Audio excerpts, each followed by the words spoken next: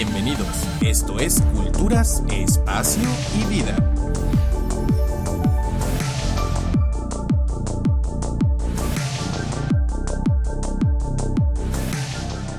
Buenas, buenas. Hoy en Culturas, Espacio y Vida es un honor para mí tener a, al doctor Roberto Díaz Cibaja, alias Tío Peleos, y quien también es la voz del intro de este canal.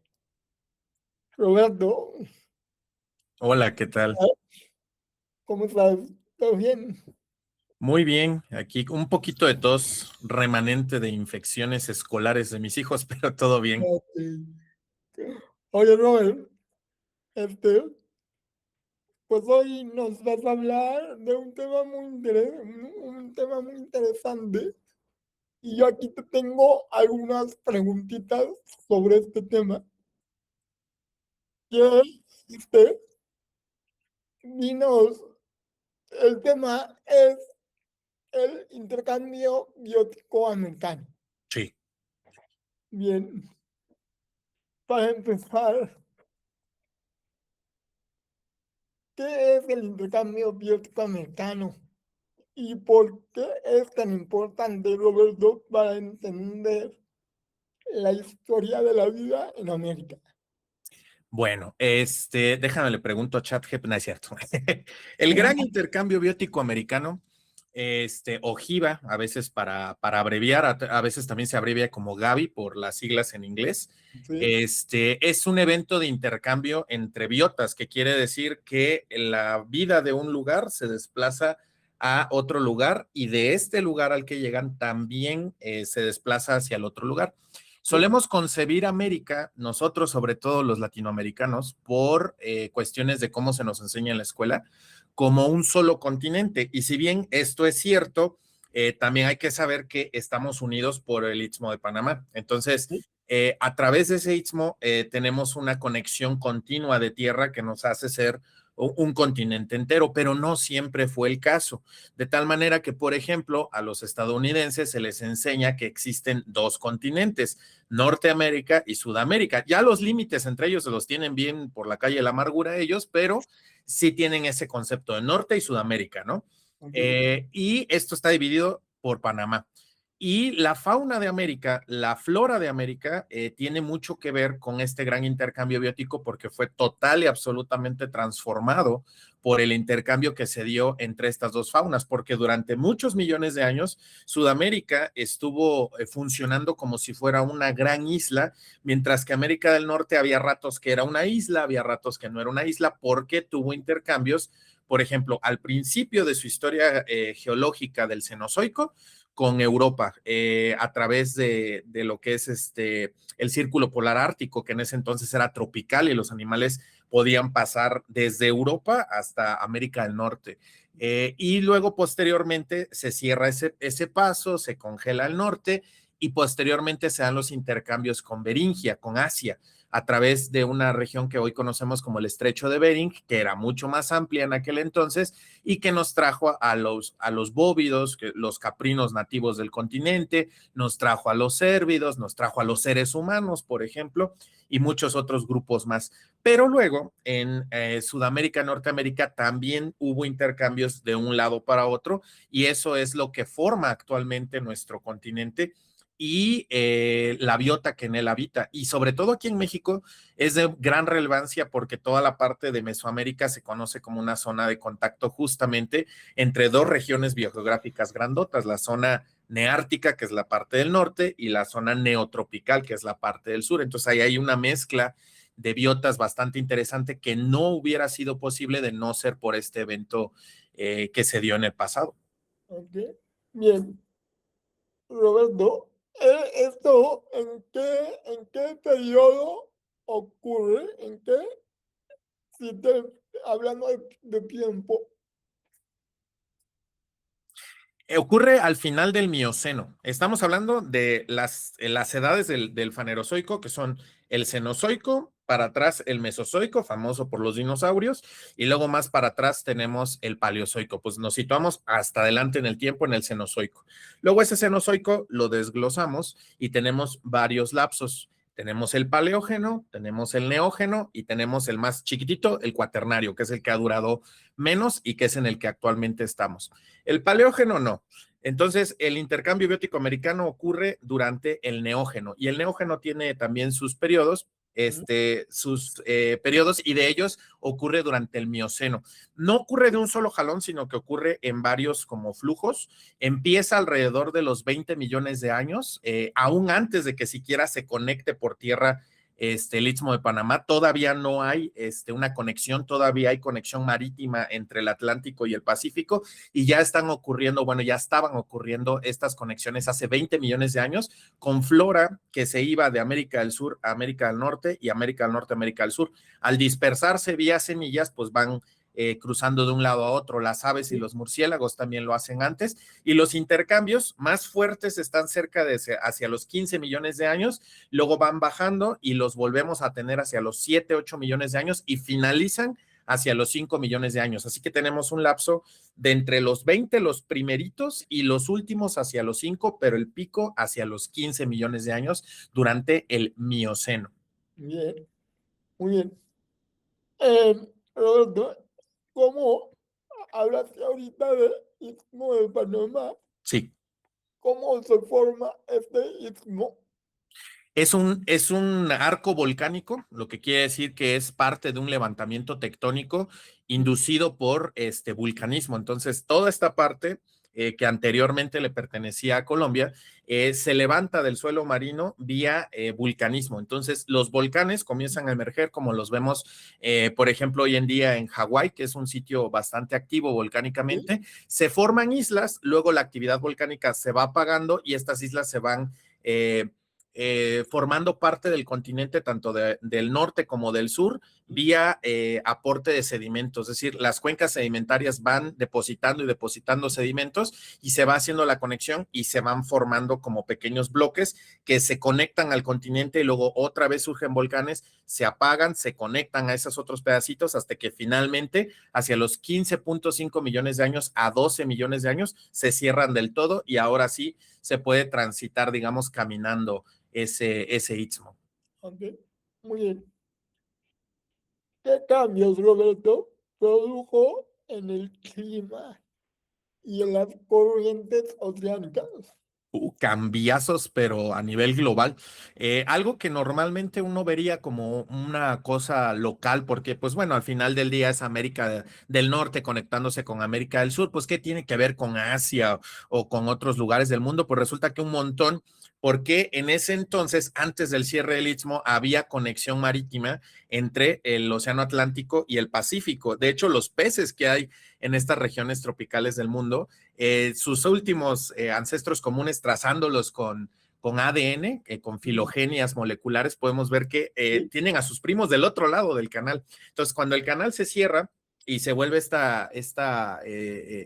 cierre, este istmo, las corrientes marinas cambian por completo y entonces comienza, por ejemplo, uno de los cambios mayores es la corriente del Atlántico Norte, que ahora sí puede tener un montón de calor porque lleva todas las aguas cálidas. Ya existía la corriente, pero era más localizada. Es esta corriente que pasa frente de las costas atlánticas del norte de Estados Unidos, de Canadá, Groenlandia, que llega hasta Islandia y posteriormente llega hasta Reino Unido y finalmente desciende hacia las profundidades más o menos por la península ibérica. Entonces, esta corriente se vuelve cálida y entonces permite que, por ejemplo, la parte de lo que hoy es el Reino Unido tenga un montón de humedad y tenga aguas más cálidas y tenga mayor productividad, y es lo que trae el famoso clima lluvioso de Londres, ¿no? De que esté llueve y llueve y llueve constantemente, pero permite que esta zona del mundo pues se comience a calentar un poquito y que reciba más vida, y entre esa vida pues está el desarrollo de las culturas que se dieron en aquella parte de Europa. Y para las corrientes del sur, por ejemplo, se fraccionan ahora sí en dos ciclos de convección totalmente diferentes, y ahora la Antártida sufre una especie de retroalimentación positiva muy fuerte y permanece totalmente congelada, que ya lo estaba desde hace 40 millones de años, pero ahora sí sin posibilidad de descongelarse, y regula el clima del resto del planeta. Bien. En tus videos, Roberto, yo oigo mucho que hablas del consenso científico en muchas cuestiones. Sí. Sobre esto, hay un consenso sobre la formación que nos acabas de explicar. Sí, y pues para el público, el consenso científico suena a un montón de científicos en túnicas poniéndose de acuerdo en lo oscurito con velas, Sí, ¿no? Pero no, el consenso científico es cuando nosotros los científicos que ni conocemos a los otros científicos que también están trabajando en el mismo campo, que es en este caso pues sería lo de la formación del Istmo de Panamá, sí. publicamos trabajos en los artículos científicos, en las revistas científicas a través de artículos, y los artículos tienen la misma conclusión. Entonces, lo que concluye mi equipo de trabajo, lo que concluye el equipo de trabajo de aquel, de aquel, de aquel y de aquel, llegan a la misma dirección. Eso es el consenso científico. Entonces, en ningún momento nos ponemos de acuerdo, decimos hay que estar diciendo esto o aquello, porque puede generar incluso ciertas ideas conspirativas, ¿no? Entonces, el consenso, fíjate que es curioso porque hace algunos años no había consenso porque justamente faltaban estudios empíricos, había mucha opinión, pero había poco ensayo sobre la evidencia. Entonces decían, no, se formó hace 7 millones de años, no hace 20, no hace 8, no hace 5. Entonces cada quien daba una fecha basado en los grupos taxonómicos que trabajaba. Entonces si trabajaba osos, veía cuándo habían divergido los osos de Sudamérica, cuándo se comenzaron a multiplicar por el continente, y daban una fecha. El que trabajaba félidos decía, no, no, no, es que estos leopardos, los ocelotes y los tigrillos tienen tantos millones de años, esto es más antiguo. Los que trabajaban murciélagos decían otra cosa, los que trabajaban plantas otro, y los vulcanólogos estaban bien dormidos en sus lagunas, ¿cierto? No estaban trabajando muy activamente en esa parte, y luego comienzan a trabajar, y ellos son los que dicen, no, miren, la parte terrestre se cierra ahora sí hacia los 15.5 millones de años aproximadamente. Luego llega, eso yo me acuerdo que fue un boom porque era mucho antes de lo que se pensaba que eran 5 o 7. Yo me acuerdo, yo estuve ahí, eso fue hace como 10 años. Y luego otro equipo de trabajo volvía a encontrar lo mismo, sí, fue hace 15 y piquito. Y luego otro equipo de trabajo volvía a encontrar que era hace 15 y piquito, y así poco a poco se ha ido formando el consenso. Actualmente es que está entre los 15 y los 13 millones de años el cierre total del Istmo de Panamá. Muy bien. Hablemos un poco de ganadores y perdedores. Sí. ¿Por, por qué muchos animales mamíferos sudamericanos desaparecieron en este intercambio? Todavía se está trabajando porque no es algo que se haya respondido del todo, pero tenemos hipótesis muy completas al respecto. Los que se fueron un grupo de mamíferos sudamericanos que son denominados notoungulados. Los notoungulados fueron un grupo emparentado distantemente a los perisodáctilos, es decir, a caballos, tapires y ¿Sí? rinocerontes, pero muy lejanos, o sea, se separaron muy temprano en su historia evolutiva, se quedaron aislados en Sudamérica y comenzaron a producir una cantidad bastante grande de variedades, desde animales del tamaño de un hipopótamo, un rinoceronte, como lo son los toxodontes, hasta pequeñitos tipo gacela con un solo dedo en las patas, como los caballos, como los toaterios. Algunos ramoneaban, otros comían pasto, pero el problema con estos mamíferos es que estuvieron en total aislamiento geográfico durante muchísimo tiempo. Entonces, cuando se acaba el aislamiento y les toca ahora sí la competencia, resulta que no pueden competir contra los perisodáctilos, contra los artiodáctilos que venían del norte, porque al parecer los sistemas digestivos de estos animales más los masticatorios eran mucho más especializados porque venían de zonas que habían sufrido una cantidad de transformaciones biológicas y geológicas a lo largo del tiempo y que se habían encontrado una y otra vez con competencia.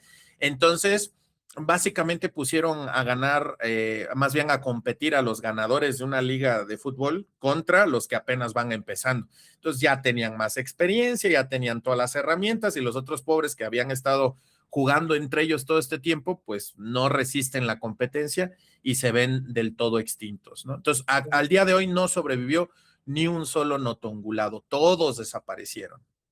Bueno, muy bien. Pues aquí ya me contestaste la pregunta que seguía, que era sobre si fue una competencia directa o hubo otros factores. Este, ¿qué especies sobrevivieron hasta nuestros días, Robert?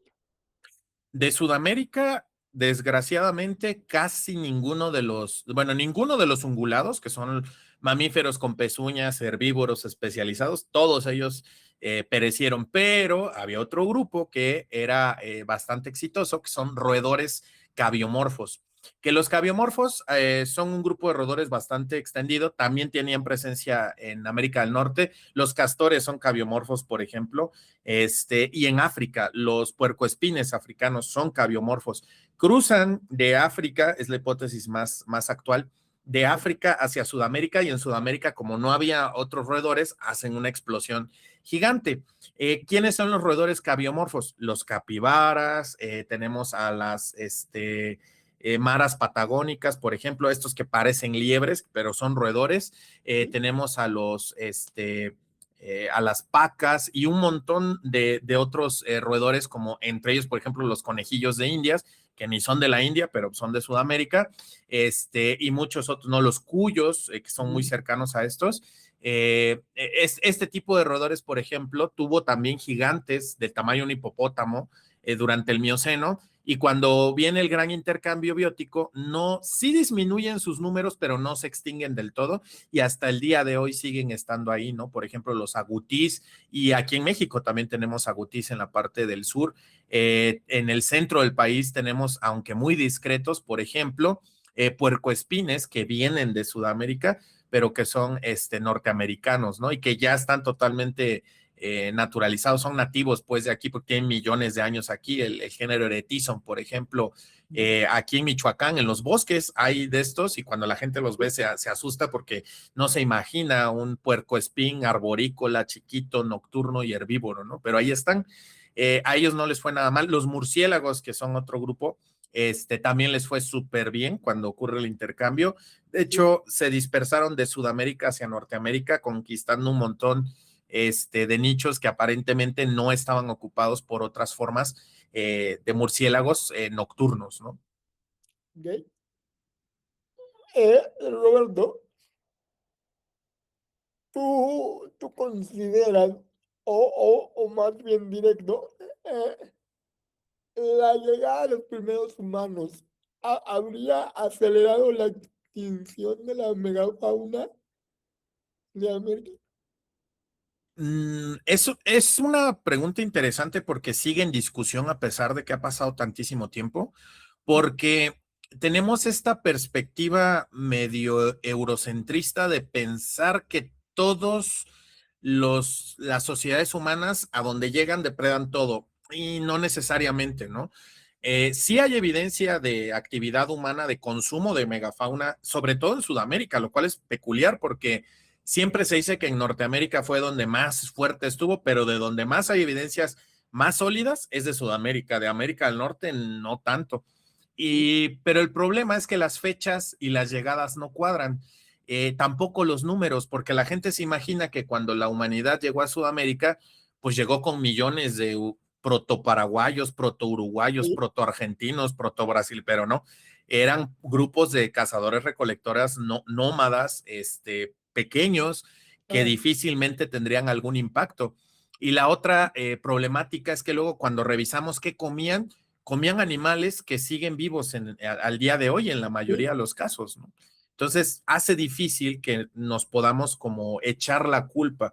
Pero cuando uno revisa los registros climáticos, ahí sí hay unos brincotes gigantes Sí, en el clima que pudieron ser los responsables más directos, ¿no? A lo mejor una sinergia entre los dos. pero más era, pues, más ambiental, ¿no? Digo, porque en otro video tuyo, yo así lo entendí, que Sí, no fue, vamos, no fuimos nosotros al consumirlos o al, no, fue más eh, la cuestión de los cambios en el mismo entorno. sí. Sí, porque, por ejemplo, los estudios que siempre nos echan la culpa, echan mano de una cosa que llamamos en epistemología científica Sí, falsa asociación, que es cuando tú encuentras que algo se correlaciona con otro algo, pero no necesariamente significa la causa de ese algo, ¿no? Había una página bastante peculiar en Internet donde podías ver datos espurios de correlación y había tonterías como número de películas que protagonizan Nicolas Cage al año versus muerte por ahogamiento en piscinas, ¿no? Entonces, entre más salía Nicolas Cage en las películas, más gente se moría ahogado en las albercas, ¿no? Y era como, pues, ¿qué hace Nicolas Cage, no? Era para poner de manifiesto esto de la falsa asociación. Entonces, en estos estudios, echan mano de esta falsa asociación diciendo, mira, se extinguen cuando llegan los humanos. Pero sí, luego resulta que cuando uno le echa la lupa con más detenimiento a eso, resulta que las fechas que ellos emplean para compatibilizar y decir, miren, cuando llegan los humanos se extingue la megafauna, siempre están mal. La megafauna se acaba mucho después. sí. Entonces, ese es como un problema mayúsculo, ¿no? Oye, en megafauna actualmente queda muy poca, entiéndase, hasta donde yo conozco, sería búfalos, Sí, sería osos de todo tipo, porque en Norteamérica está atacado de osos, sí. y no sé si tú tengas alguna otra que te acuerdes. Bueno, bajo el concepto de megafauna de que tiene que superar los 100 kilogramos de masa corporal, Sí, entran todos los osos menos el oso de anteojos, el sudamericano, que es muy chiquito, pero todos los demás entran. Dentro de los félidos, por ejemplo, entran algunas poblaciones de puma, no todos los pumas llegan a los 100 kilogramos, la sí, mayoría sí. El andino, por ejemplo, es brutal, es enorme, ¿no? Entonces, si sí, entran los jaguares, entran dentro de esto. Algunos venados del norte de América, por ejemplo, los guapitis, el ciervo rojo, sí, los venados bura y los cola blanca del norte, porque los del centro, por cuestiones climáticas son más chiquititos, los tapires, los bisontes y creo que ya. En Sudamérica, algunas llamas tal vez lleguen a superar los 100 kilos, pero por lo general no, entonces sí nos quedamos muy pobres de megafauna. sí. Este, ¿qué hallazgos de los últimos años, Roberto, han cambiado nuestra comprensión de este gran intercambio biótico? Sí, han afinado muchísimo los tiempos y sobre todo los estudios moleculares, que es sacarles el ADN y ver bajo el precepto de reloj molecular cuándo se separaron los últimos ancestros de este linaje y este otro linaje, nos han ayudado a ponerle muy bien la rayita a cuándo se dispersaron tal y cual grupo, ¿no? Entonces, en ese sentido ha habido muchísimos avances en saber qué grupos de plantas, qué grupos de animales cuándo y de norte a sur o de sur a norte, cuál fue primero, quién llegó, quién se fue y todas estas cuestiones. Entonces se ha avanzado mucho en ese sentido. En el de los fósiles, poquito, porque esto se conoce desde principios del siglo XX. Sí, Para que se hagan una idea, el primero que señaló que había un intercambio fue Henry Fairfield Osborn, que es más conocido por sus hallazgos de dinosaurios que por otra dinosaurios, cosa. Sí, sí, es paleontólogo muy reconocido de dinosaurios, muy, pero muy, también estudió otras cosas, muy, mamíferos, muchos. muy, muy relacionado con las aves también, ¿verdad? Sí, sí, también. Y las aves siguen teniendo un hueco importante en el registro fósil porque sus esqueletos son muy frágiles y Sí, porque ha habido poco trabajo, porque también trabajar aves está complicado. sí, Tienen mucha, pero a la vez muy poca variación, porque los elementos para identificarlos, Sí, los húmeros, los ajá, fémures, las plumas. varían muy sutilmente en unas cositas que hay que tener el ojo súper entrenado para ver la posición de un foramen, que si una tróclea está más para allá o más para acá, que si rebasa o no rebasa, son muy finitos los detalles, entonces es Y, difícil. y aparte, la mayoría de los tejidos no se conservan. Sí, Ah, este, bien. Este es un tema muy extenso y sabemos que debe haber muchas preguntas aún, sí. pero ¿cuáles aún están sin una respuesta que a ustedes como científicos y a nosotros en general eh, nos diera nos dejara tranquilos, pues? Una de las más grandes y que yo creo que todo paleofan se cuestiona es por dónde cruzaron las aves del terror. Porque hay un grupo de aves gigantes de América del Sur ¿Sí? que, aunque estaba viva para los tiempos del gran intercambio biótico, ya estaba muy muy afectado el grupo y en vías de extinción. ¿Sí? Quedaban aves muy pequeñas, llamadas silopterinas, chiquitas, o sea, del tamaño ¿Un de gallo? un poco más grande, de una seriema, como un gallo, pero zancón, ¿no? Sí, Pero hubo una gigante que cruzó hacia América del Norte y la encontramos en Florida y en Texas principalmente, pero no hay un solo hueso, un solo trazo, un solo vestigio, una pisada, algo, lo que sea, en territorio mexicano. Entonces, por eso muchos científicos han planteado la hipótesis de que tal vez cruzaron nadando por las Antillas, es decir, por República Dominicana, Cuba, hasta llegar a la península de Florida, y ya de ahí dispersarse hasta Texas, ¿no? Pero todavía está la gran duda porque tampoco en las Antillas hay fósiles de aves del terror, ni uno, pero sí tienen búhos, murciélagos, porque hay muchas cuevas, afortunadamente, y no hay nada. Entonces, ese es como que uno de los más grandes misterios. ¿Por dónde cruzaron las aves del terror? ¿Por las Antillas o cruzaron por el continente, ¿no? Y si cruzaron por el continente, ¿dónde están sus fósiles, no? Ese es como de los misterios más grandotes que tenemos hasta ahorita. muy bien. Roberto, a ver, esto ya es más o menos una de las preguntas finales, creo yo, una de ellas. Si el Istmo de Panamá no se hubiera formado, Sí. ¿cómo crees tú que serían hoy los ecosistemas? Si no se hubiera formado, lo más probable es que el intercambio, porque el intercambio se dio antes de su formación, pero era menor. Te digo, plantas que lograban dispersar sus semillas al otro lado, no estaba Sí, tan lejos, murciélagos y aves que lograban cruzar por aquí, por allá, pero los grandes mamíferos terrestres en su mayoría no cruzaron, salvo los mapaches, porque los mapaches sí les valió, no se esperaron y se fueron a Sudamérica antes de que les abrieran la puerta. Ellos ya estaban ahí sentados en la cocina pidiendo tortillas calientes, ¿no?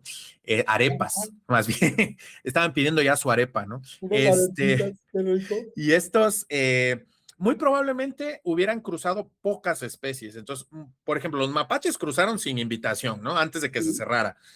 Tal vez algún oso nadando pudo haber llegado y establecido, pero con poco impacto, y del sur para acá, alguno que otro roedor, les gusta mucho el agua, a estos en particular. Entonces, a lo mejor todavía una, dos, tres especies por ahí, pero el impacto hubiera sido menor, y muy probablemente en Sudamérica hoy veríamos todavía notongulados, estos ungulados exclusivos de América del Sur. No tendríamos llamas, no tendríamos en su mayoría pues lo que domina hoy, que son félidos, sí. el oso de anteojos, tapires, por ejemplo, o a lo mejor quizá nadando algún tapir pudo haber cruzado. Hoy en día hay hasta tapires en los Andes, hay un tapir peludo bastante adaptado a la vida en la altitud, el pinchaque o danta negra le dicen.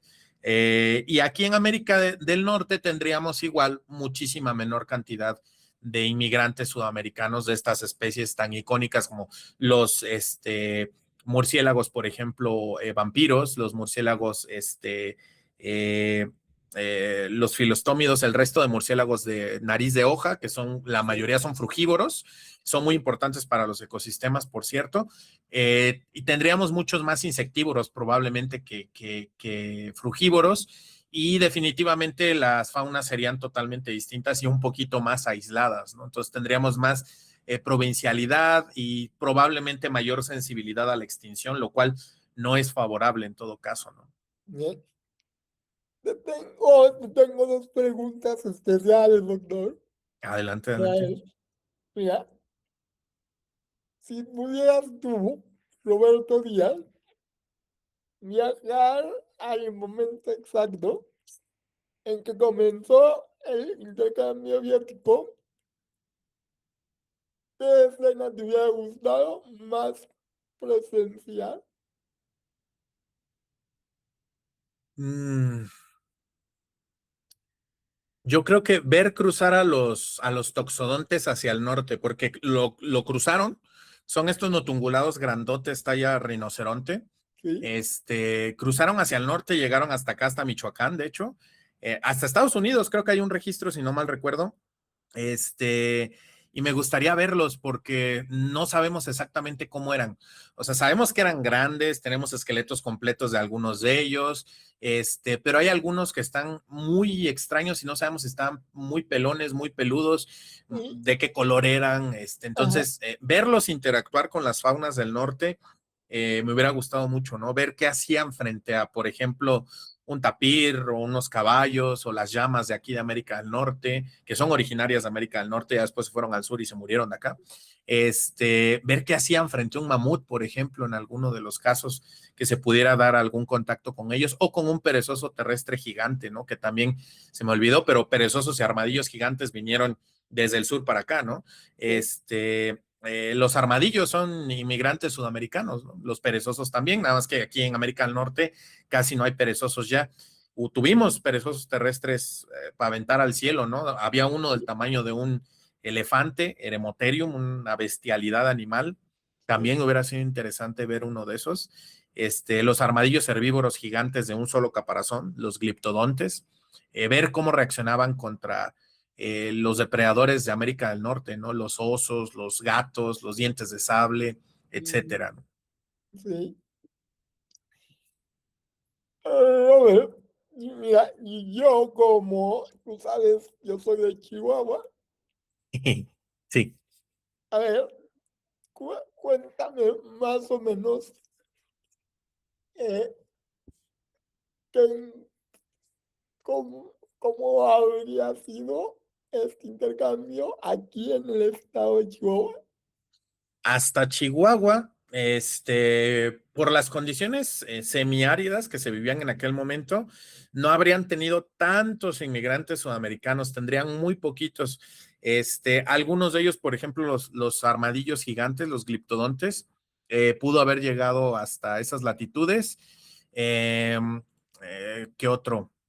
Se me ocurren perezosos gigantes, por ejemplo, verlos pastar en las llanuras de prados de Chihuahua, pastizales enormes, llenos de lo típico de aquella época, estamos hablando ya del Pleistoceno, de la era de hielo, Sí, donde ya estaban bien integradas las faunas. Tendríamos manadas de mamuts, tendríamos manadas de caballos de diferentes especies, algunas exacto. llamas y camellos, que son de aquí de América del Norte, pero Mm, entre ellos algún que otro armadillo gigante y perezosos gigantes ahí también pastando junto con ellos en las llanuras. Entonces, sería una visión bastante exótica, como una especie de safari afro-sudamericano. Hay una mezcolanza bien sí, extraña, sí, sí. muy rara de ver, ¿no? Ahorita ya casi no tenemos nada de eso. Les quedan los bisontes, por ejemplo, ¿no? Que también Sí, sus ancestros vivían durante la era de hielo, una forma más grande, de cuernos más largos y una ajá. joroba más grandota, pero sí estaban presentes, ¿no? Entre Chihuahua y Coahuila todavía hay algunos. Sí, y ha Ah, habido esfuerzos de reintroducirlos bastante exitosos y actualmente ya hay algunas sí, manadas silvestres. de hecho, hubo una reintegración hace pocos años en el estado de Coahuila y Sí, a Cuatro Ciénegas. ajá, fue muy exitosa, hasta donde yo sé. Sí, sí, al día de hoy todavía están vivos, porque sí les Sí, echaban como la sal y decían, no, no van a durar, se van a morir, pero no, ahí está. Y ya han tenido crías, o sea, ya se están, ya está ya creciendo están asentados, pues, sí, definitivamente. ah, excelente. Por cierto, doctor, vas a tener un día de estos que venir a Chihuahua, amigo. Algún día sí, ¿cómo no? Aquí se te recibiría con mucho cariño porque mucha gente, créeme, mucha gente, y me incluyo, conocemos y seguimos tu proyecto, tu trabajo. Es más, voy a confesar, yo inicié este proyecto por imitar un poco el tuyo, pero enfocado a un poco de todo. No, eso es muy, muy, muy, muy bonito de escuchar. Realmente yo creo que cuando inspiramos a otros a hacer la labor que hacemos, que es la divulgación del conocimiento y de la ciencia, que es uno de los muchos tipos de conocimiento que hay, yo creo que ya cumplimos nuestro cometido, ¿no? Si logramos transmitir esa Sí, chispita a otros para que lo hagan y ahora que me entero que te la transmití, es una alegría muy, muy es, grande. Una es, paz. fíjate, aquí me comentan o me preguntan mucho de cuál es mi objetivo con este proyecto. La realidad es que un objetivo como tal, como dices tú, el único que podríamos tener es que lo poco o lo mucho que hemos aprendido, poder esparcirlo, ¿no? Sí, sí, Eh, a mí siempre me preguntaban, oye, ¿qué profe te dejó hacer paleos? Y yo, nadie. Entonces, ¿cómo se te ocurrió? Porque a mí se me ocurrió en 2009, ¿no? sí, Y yo, la verdad, o sea, yo estaba tan atiborrado de tantos conocimientos que dije, o sea, ya aprendí todo esto, ¿y ahora qué? O sea, ¿aquí se va a quedar? O sea, ¿para sí, qué sirve, no? Entonces dije, no, tiene que salir, tengo que comunicarlo. Entonces yo tenía el chisme ahí bien, sí, bien metido, ¿no? Entonces yo quería que la gente supiera y entonces comencé a primero escribir, después a sacar imágenes, después sí, videos muy cortitos y finalmente pues esto, ¿no? Que ya es un poquito más producido, videos editados y toda la sí. cosa, pero sí, siempre la idea fue compartir, ¿no? Fíjate que en mi caso, te voy a platicar un poco. Yo aquí te puedo hablar de aliens, te puedo hablar de los mayas, te puedo hablar, Ujú. y es una mezcla un poco, como dijiste, ahorita muy rara, pero tiene sentido, ¿no? Entre más aprenda uno y entre más pueda dejar uno a otros, mucho mejor, ¿no? Sí, porque al final del día, el conocimiento que no se comparte, yo creo que es No conocimiento sirve, muerto, ¿no? no sirve. No sirve, o sea, eh, realmente sí, a lo mejor te conseguiste una beca, a lo mejor tienes reconocimiento ahí con tus dos cuates de la academia en tu universidad, pero si sí, realmente no lo compartes con nadie, no sirve de nada, exacto, básicamente, ¿no? exacto. No, no, y vaya que, cara, yo vi tu video de la historia de Paleos y Sí, vaya que te la has rifado, güey. gracias. Sí, Sí, ya montones de años. y no, bárbaro, yo admiro la tenacidad que le has metido. Yo lo admiro Hay que ser terco, amigo, y, muy terco. y hay que decirlo, yo ya te considero, aunque lejos, no tan lejos, pero eres mi amigo y aquí estamos. Gracias. Aquí Muchas, muchas estamos para gracias. cuando quieras venir. Muchas, muchas gracias. Sí, cómo no. Algún día, Sí, algún día. Que no soy mucho de viajar, soy muy endémico. sí, Pero a mi familia sí le gusta viajar, entonces, pues a ellos sí, sí los voy a tener que sacar. sí. Está bonito, Chihuahua está bonito, está muy bonito. sin duda. Muy bien, Todo nuestro país tiene muchas cosas muy muy bonitas. Las bien, pocas veces que he ido a otros estados, de las dos, sí. tres veces que he ido al norte, no, nunca me quedo Oye, con decepción. por cierto, Sí, ya tuviste la oportunidad de conocer el Museo de Coahuila, de Saltillo. sí, de Saltillo y de Musquis. Ajá. Ujú. Sí. Yo quiero ir, yo tengo esa curiosidad de ir Son por tu bonitos, culpa, tienen muy buena museografía. por tu culpa. Mira, el de Saltillo, está bonito, tiene buena museografía, Sí, pero tiene ahí sus cositas medio complejas, ¿no? En el sentido sí, del saqueo y demás. Pero si quieres ir a Musquis, por ejemplo, Musquis es muy bonito, cerca está Cuatro Ciénegas, pues dar sí. un rol ahí, a ver, las pozas de ahí de la localidad. Ya no se puede meter uno ahí, pero puede uno comer todavía ahí a un lado. Es Ah, muy bonito. Y en Muskis, lo bonito que tienen es que ellos, en vez de tener réplicas y réplicas compradas en Estados Unidos, lo sí, que tienen es fósiles de la localidad. Tienen hasta un mosasaurio, cuernos de ceratopsio, es decir, de dinosaurio pariente Triceratops de México. Y los tienen ahí. O sea, todos los fósiles que tienen ellos son fósiles de la localidad y no son tres piedritas ahí sí. antiguas almejas. No, tienen fósiles muy bonitos, tortugas así Ujú. completas, De hecho, caparazones completos más bien. Y del mosasaurio que te digo es muy bonito y está muy completo y está grande. Son como un bloque de metro y medio más o menos, con el animal así como medio torcidote, porque así se murió, pero está muy bonito. hace algunos años hiciste un video de dinosaurios mexicanos. Sí, Y es notorio, muy notorio, que la mayoría son de Coahuila. sí, sí, han tenido mucho, mucho trabajo por allá. En Chihuahua también hay registros de dinosaurios, pero pasan muy desapercibidos porque no hay universidad pública que los trabaje y dependen mucho de entidades privadas que luego no tienen las mejores prácticas y desgraciadamente incurren en saqueo, ¿no? Sí, Pero yo espero que este tipo de cosas despierten la curiosidad, el interés de estudiantes, de profesores de las universidades públicas del sí. estado para que pues vayan pues abriendo ¿Podrías hacer camino. algo? Sí, Muy bien, Roberto. No, Roberto, pues caray, qué buena plática, qué interesante como siempre. gracias. A mí no me queda más que agradecerte y